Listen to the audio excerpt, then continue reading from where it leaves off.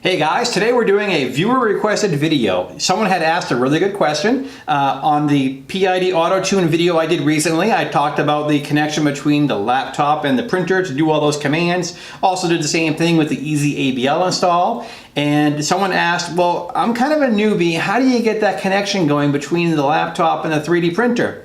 Good question. You know what? I like questions like this, and you know what? We all start off as newbies at some point, so nothing wrong with asking the question because I'm happy to explain it to you.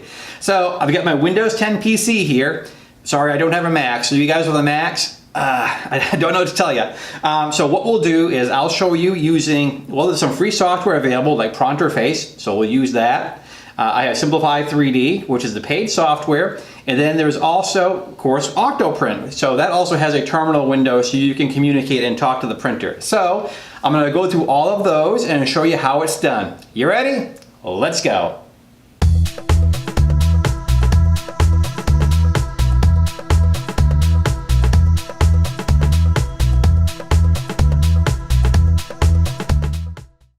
Hey guys, welcome to Where Nerdy is Cool. This is my channel where we cover all the things I find nerdy. So before I start this video, I just want to give a shout out to my first Patreon patron. I hope I don't maul your name here, but Jorgen Linkus, he is my first Patreon patron, and I thank you for becoming one. And if you guys wish to support me, I'll put the little thing on the bottom of the screen here. If you go to www.patreon.com/where nerdy is cool, you can do the same thing as Jorgen has done, and you can support my efforts here on YouTube. So thank you. Well, now that I get that covered, hi, my name is Paul. If you're a regular visitor, nice to see you again. If this is your first time here, hey, welcome. So what we're going to cover today is, and I got multiple cameras going again, and I got the screenshot software running. So we're going to talk about how to connect your computer to your printer so you can send it commands and, well, do whatever you have to do to it. So the first thing I am going to cover is the free one, which is called Pronterface, which is what I have right here. And I got a screenshot, and let me bring you to the web page. The website is okay. I mean, there's a download link where you can download the latest release, and it'll bring you to GitHub, and eventually you'll get to a zip file, which is where you'll unzip it and run it. But I'm assuming you could go that far. If not, let me know in the comment section below. So I've already have it installed, and I have a shortcut here on my desktop. And this gives you an idea of what Pronterface is all about. So a couple of things that you'll want to make sure first is I have the USB cord going from my laptop into my printer, and now that I have started the program, it remembers that I've been connected before. So the nice thing here is when you look under the ports, it's only going to show the available port, and then this is going to be the baud rate. This is the speed at which the connection goes between the computer and the board inside the 3D printer electronic box. So on the CR10, I know, for example, that is 115/200.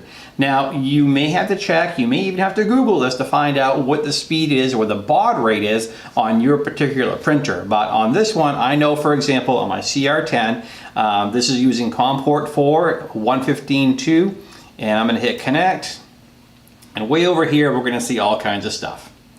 And if I wanted to send it like an M501 just to see what the settings are, and I hit enter, there we go. So I have basically all the settings of my 3D printer has shown up on the screen, letting me know my E-steps and stuff like that.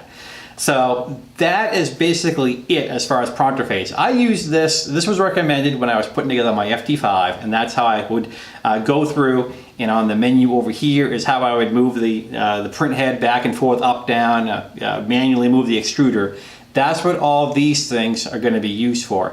The price is free. So, I mean, it's okay. Then you can, down here is where you set your bed temperature off or on, and then you could set the temperature.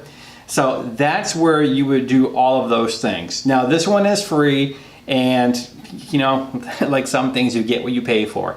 The other piece of software I was hoping would have something along this line was Cura. I mean, Cura is the Ultimaker product, but I mean, everyone is using that thing because it's free and it does a really, really good job. But Cura does not have any kind of machine tool interface like this where you can go through and manually move things. I think their higher end product does, but what it boils down to is that the Ultimaker printers generally don't do anything via USB. So that's the reason I was given why they generally don't have that. Now maybe someone in the community that does plugins for Cura may do this in the future, but you know, we shall see.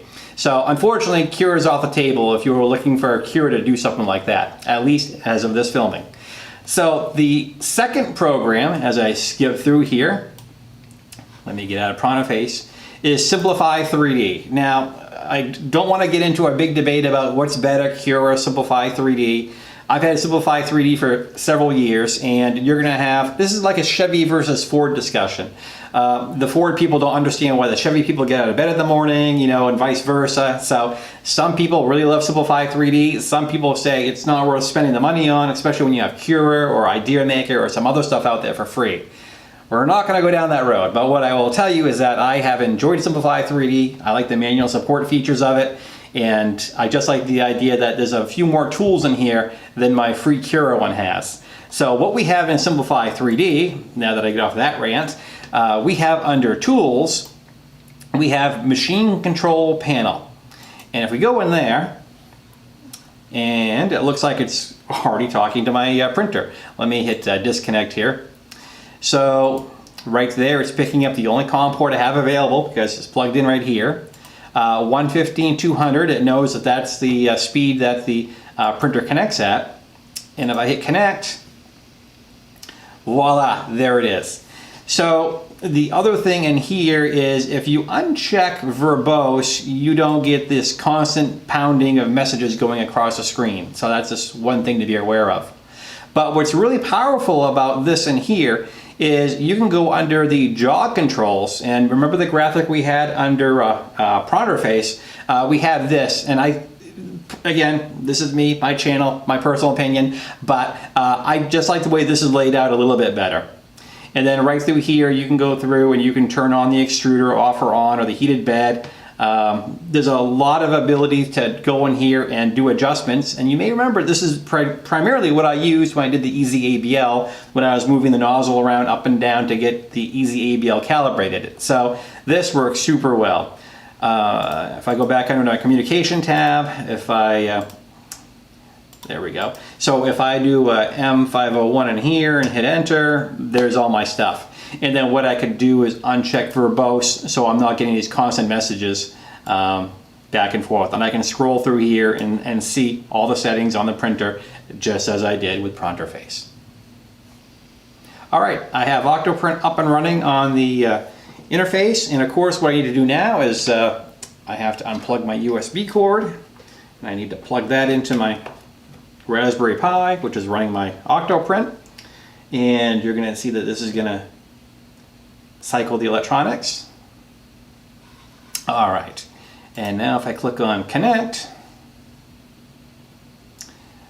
there it goes. Okay. Okay, so what we can do now is if we go under control, this, for example, if I had the printer powered on, I'd be able to do all those jog controls that you saw previously on Simplify 3D as well as on Pronterface. So a lot of similarities on what these things can do. The other thing that we're looking for, because the big question was sending commands, that would be done here under Terminal. And as you can see, this one is also sending out messages every couple of seconds. So what I could do is I could suppress some of these, or there we go. And what I can do is I can type M501. And as I scroll back through here, there I go. I have all my setting information from the printer. Okay, so there's 3 ways you can do it. Pronterface, which is free. Simplify 3D, that's paid software, but you know what? A lot of us think it's worth it, and you know what? That machine control panel is very, very handy, so it might be worth it to you. And then I mentioned Octoprint. Chances are if you're running Octoprint, you know how to do all this stuff anyway, but I just wanted to make sure that if someone's thinking about doing Octoprint in the future, another perk with that is that you have all those features built into it. So, something to think of. Alright, so that's our video for today. I just wanted to say thanks for watching. I'm noticing some steady increases in subscribers and views and watch time and all those metrics that YouTube keeps track of. It looks like we're on the rise. I like it. I appreciate your feedback. If you have suggestions, let me know. I'm going to wrap it up here and just say thank you for watching, and remember, this is where nerdy is cool.